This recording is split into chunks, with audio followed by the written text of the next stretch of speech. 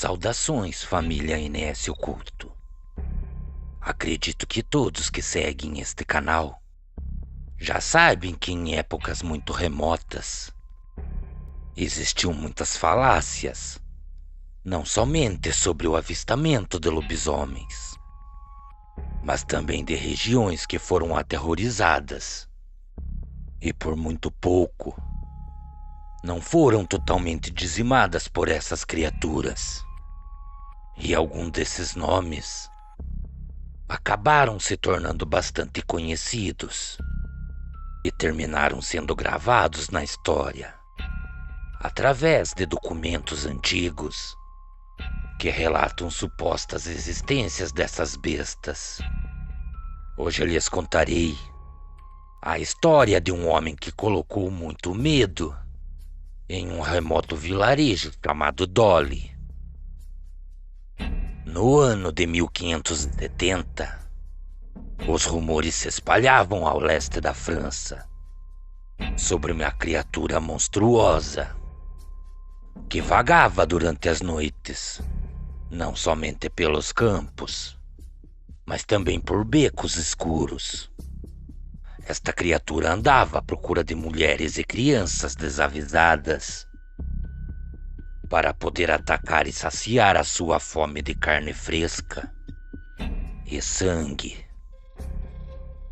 Na data de 8 de novembro de 1573, alguns camponeses que moravam naquela região retornavam para suas casas. Logo após o seu dia de trabalho ter sido cumprido, eles retornavam por um caminho que ficava em meio a uma densa mata. Foi então que naquele momento foram todos surpreendidos por gritos que vinham da mata. Eram gritos de uma criança que se misturava a grunhidos profundos de um lobo. De imediato aqueles homens correram na direção em que se ouvia os pedidos de socorro. Então, quando se aproximaram, acabaram vendo uma menina que lutava para se defender dos ataques monstruosos de uma criatura que jamais tinha sido vista naquela região. Esta mesma criatura rasgava a carne da criança com suas unhas e cravava seus dentes pelo corpo da mesma. Tão logo a criatura notou a presença dos trabalhadores, ela fugiu de imediato por entre a escuridão que se formava na floresta.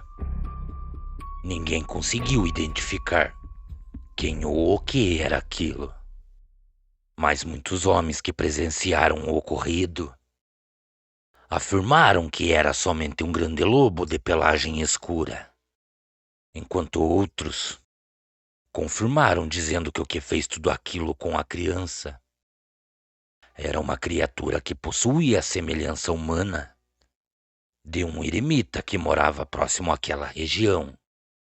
Seu nome era Gilles Garnier.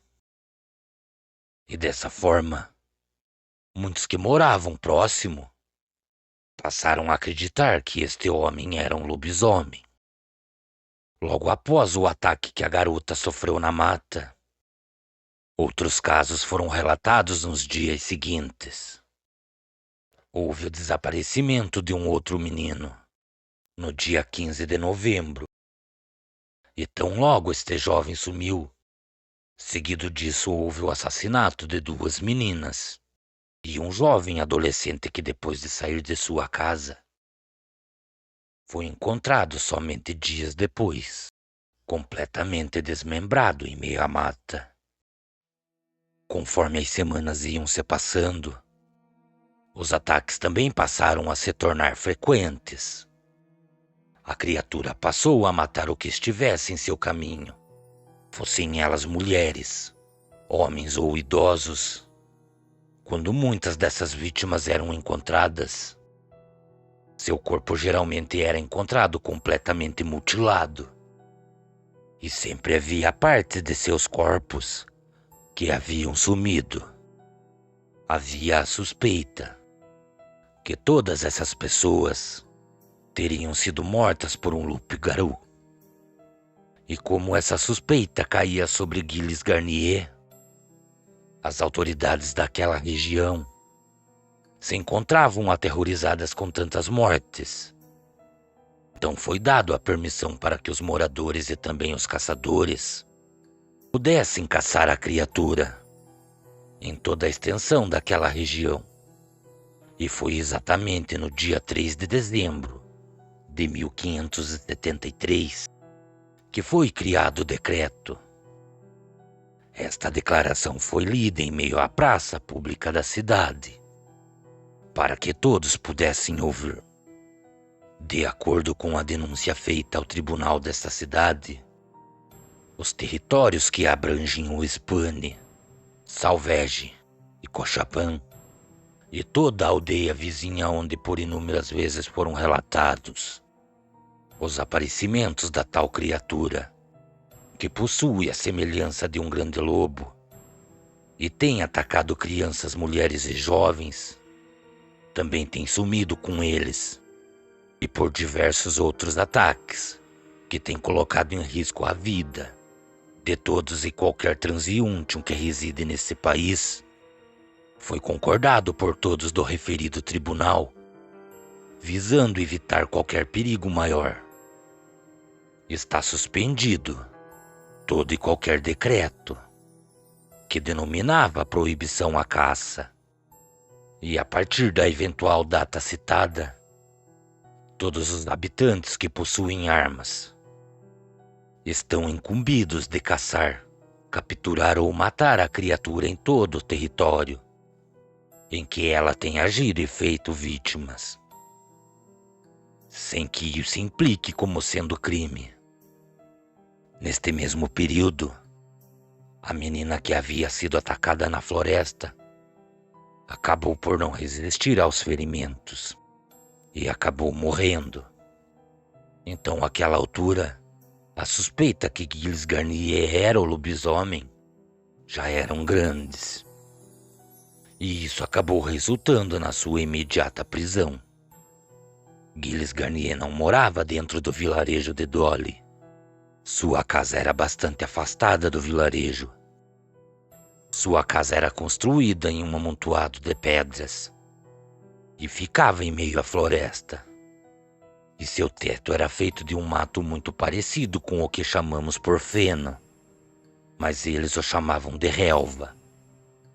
Toda a extensão do lugar que existia ao redor da casa era envolvido por muito lixo. Também não havia estradas que pudessem levar as pessoas até aquele lugar. E o único jeito de chegar até a casa de Gilles Garnier era caminhando por entre a vegetação da floresta, que se formava ao redor de todo aquele lugar. O lugar era realmente assustador. Gilles Garnier não era um homem sozinho. Ele possuía uma esposa, e o casal não gostava muito de receber visitas, e tão menos fazer amigos. Garnier possuía uma semelhança bastante intimidadora. Ele caminhava arqueado para a frente. Toda a pele de seu corpo era pálida. Seu olhar era o olhar de um sujeito que não demonstrava afeto ou admiração por alguém. Era um olhar profundo que se formava sobre um par de grandes sobrancelhas, que se uniam uma ponta a outra sobre a sua testa.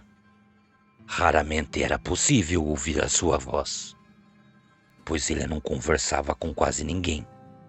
Mas quando fazia, era algo muito parecido a um dialeto desconhecido. Ele também possuía uma longa barba, que se juntava aos seus cabelos desgrenhados. E por esse motivo, a população o chamava de o Eremita de São Bonote. Apesar dele ter recebido um santo apelido, ninguém nunca o enxergou como sendo uma pessoa santa, ou até mesmo devota a alguma religião. Muito pelo contrário, pelo fato de muitas pessoas serem mortas e muitos cadáveres serem encontrados fora da cidade de Dole, A uma distância não tão grande da casa de Gilles Garnier, muitas pessoas acreditavam que ele era o lobisomem, que vitimava sem piedade quem estivesse em seu caminho. Muitas testemunhas que se depararam com essa criatura acabaram falando que a fera tinha o seu rosto muito parecido com o rosto de Gilles Garnier. Então, existindo um inumerável número de vítimas que afirmavam que a fera possuía tal semelhança a Garnier, o eremita de São Bonote foi preso e levado para prestar esclarecimentos na cidade de Dole. Durante todo o tempo em que Gilles Garnier ficou preso, ele foi torturado e considerado culpado, pois ele confessou os detalhes dos crimes cometidos por ele. Então, naquela época, as leis do século XVI estipulavam todos os sinais para reconhecer um lobisomem em sua forma humana, e Gilles Garnier se encaixava perfeitamente nas descrições, como sendo a fera que vinha fazendo muitas vítimas na região. Também havia algo que foi encontrado em meio aos seus pertences, que confirmava ainda mais que Gilles Garnier era o lobisomem de Dole. Foi então que ele acabou por revelar como ele conseguia virar o lobisomem. Ele falou a todos naquele momento que durante uma noite ele estava caçando na floresta, porém nenhum animal aparecia para que ele pudesse abater. Foi então no momento em que ele chegou a uma área muito escura e fechada pela mata que um ser acabou se revelando a ele. E ele testificou a todos dizendo que o que apareceu à sua frente era um espírito. Esse mesmo espírito fez um pacto com ele. E tão logo o pacto foi concretizado, Garnier recebeu um frasco. Ele dizia que naquele frasco continha uma porção mágica. E ele também recebeu as seguintes instruções daquele espírito: passe o líquido desse frasco em seu corpo, pois desta forma será muito mais fácil para você caçar durante a noite. Então Garnier revelou a todos que o viam que era o líquido que o transformava em um lobisomem. Tão logo ele se tornou o réu confesso, ele acabou por confessar todos os seus crimes. Em seu depoimento, Garnier relata que matou uma criança de 10 anos de idade. E seguido deste ato, ele devorou parte de seu corpo, arrancou pedaços de suas coxas e de seus braços. Então, seguido disso, levou o resto da criança para sua casa, para que não fosse somente ele, mas também sua esposa, Apolline, pudesse saciar a sua fome com a carne da criança. Este foi apenas um dos muitos crimes cometidos por ele. Ele mesmo, em suas palavras, admitiu ter praticado canibalismo sobre o corpo de cada uma de suas vítimas. Embora sobre confissão, também acredita-se que além de cometer tal atrocidade, quando estava sob a forma da fera, ele também tinha cometido crimes quando estava sobre a sua forma humana. Em relação à sua esposa, talvez ela soubesse que a carne que Garnier lhe servia fosse de origem humana, ou talvez não soubesse. Como superstições não eram julgados naquela época pela Inquisição, Garnier foi julgado pelas autoridades de toda aquela região, e inúmeras pessoas acabaram testemunhando contra ele. Ele acabou sendo culpado pelo crime de ser o lobisomem que vinha causando terror e matando na região. Então, no dia 8 de janeiro de 1574, Garnier foi levado à praça pública, e lá ele foi condenado a morrer queimado em uma grande fogueira. Cordiais uivos a todos. Boa noite.